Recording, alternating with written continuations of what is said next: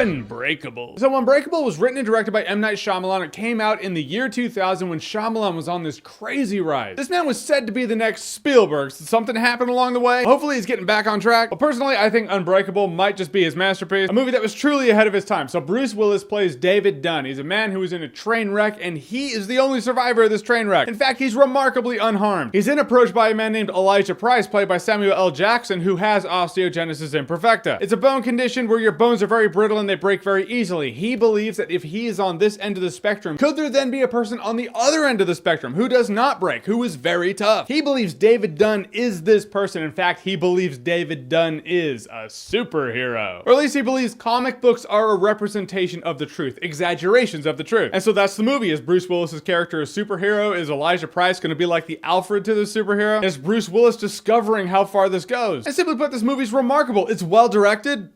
Yeah, M. Night Shyamalan movie was well directed. Folks, it happened all the time back then. Bruce Willis, he's so somber in this movie. His marriage is down in the dumps. He's depressed. He doesn't want to go to work. It's also represented in the color and contrast in the movie too. A lot of blue, a lot of gray, a lot of purple. Because Sam Jackson knows how to dress. But it is touched on in the movie. It's like, if you're this depressed and miserable, maybe you're not doing what you're supposed to be doing. Samuel L. Jackson was also great. The first real scene you get of him is when this guy is buying this art piece. And by art piece, I mean comic book cover art piece. And he just flips his shit on this guy because this guy's buying it for his kid. And he's like, this is an art gallery, my friend, and this is a piece of art. It was really funny because back in 2000, eccentric adults buying a lot of expensive nerd shit, that was weird. Today it happens a lot more. But anytime you can give me a path of discovery based on intrigue, because like as Elijah Price told David Dunn in this movie, is like if someone was like you, if they are unbreakable as I think you are, they probably wouldn't know it. And it's true, you're like, I guess they wouldn't. I mean, I could be invincible. I've never broken a bone ever. Knock on wood. With sound effects.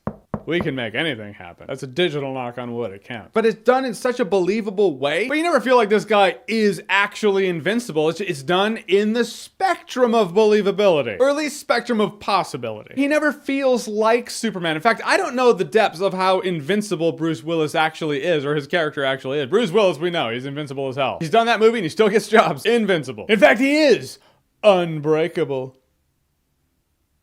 Which makes you reflect, what am I good at? What talents might I have that I don't know I have because I've never been in the position or situation to find out I can do that? Maybe you can sing, maybe you can write, maybe you are great at drawing, but you might not know because you've never done it or tried. At which point the movie then does what I really love it when a movie can do, cause self-reflection. It's not until a certain point in the movie that you actually stop and you're like, this is a superhero movie. It's not executed that way. In fact, the trailer, you didn't know what this movie was about. All we knew was the guy who wrote and directed The Sixth Sense is making a movie where Bruce Willis lives through a train crash. What is it? Is it a ghost movie? Is he dead again? We don't know. I remember watching it with my dad. I rented the movie after it came out. I was like, Dad, you gotta see this movie. So we watched it, and at a point he goes, he's a fucking superhero. It was so great seeing him reach that realization. The movie does a good job at you rooting for everybody in this movie. You're rooting for Bruce Willis to find his place and gain happiness. And you're rooting for Elijah Price to be right about him. Funny thing though, when I was watching it this time, I was like, if this was a world where this guy was like hounding me thinking I was some sort of superhero, he'd be remarkably annoying. At any point, you have some guy you've never met, you have a meeting with once, you're like, okay, whatever, bye. He shows up at your work and then he starts hounding your wife. I'd be like, the restraining order's in the mail, man. You're kind of weird. It's really like What About Bob? We're rooting for Bob because it's What About Bob and it's Bill Murray and we love him, he's lovable. But if we were in the position of Dr. Leo Marvin, we would understand. Dude, this is also proof that Samuel L. Jackson can play a more introverted, reserved, intellectually soft-spoken or inquisitive type of character. He doesn't always have to shout. In fact, there's a bit of Mace Windu I see in Elijah Price in this movie. Granted, this was after The Phantom Menace came out, but although he was more reserved than a Samuel L. Jackson-ish character usually is, you still always felt his passion. That's the important part. Never mistake energy with passion. They are not the same. And the soundtrack in this movie, the Unbreakable theme is one of those great themes of the 21st century. I can listen to that thing 100 times over. The first note comes on, I recognize it immediately. James Newton Howard did such a good job in the soundtrack of this movie. It's such a somber tone that also inspires hope. It's a hopeful and depressing tune. Kind of like this movie, really. Guys, I don't want to talk about this movie too much because in the off chance you haven't seen Unbreakable, you totally should. This movie was truly ahead of its time. I didn't recognize that until recently, until the recent comic book movie genre boom that happened. You make this movie in the year 2000, it's a passion project. Just this little thing that Shyamalan wanted to do, I suppose. It would connect with some moviegoers, but not the majority majority. Majority of people didn't watch comic book movies when this movie came out. It's a very narrow market they were going for. The movie, after all, is 18 years old. That means if someone was born when this movie came out, they are graduating high school now. I feel like Unbreakable is the inevitable end game, the wrap around for comic book movies and where they're gonna go. You already see certain studios try to do different things with comic book movies. At a point, they're gonna be like, okay, we've seen realistic before, you know, Batman Begins,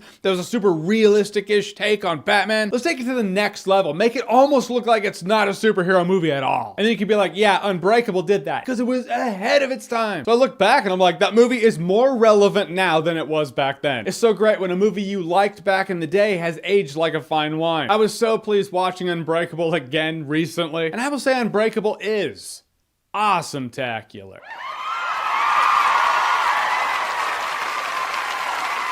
I would love to hear in the trailer for Glass audio of Elijah Price's mom giving her monologue about the soldier villain and the arch villain. I'm not gonna break the trailer for Glass if it doesn't have it, but I think that would just be wonderful. All right, guys, so Unbreakable, have you seen it? What did you think about it? And has your perception of Unbreakable changed between when it came out and now? Whatever you think, comment below, let me know. And as always, if you like what you've seen here and you want to see more, click right here to see more.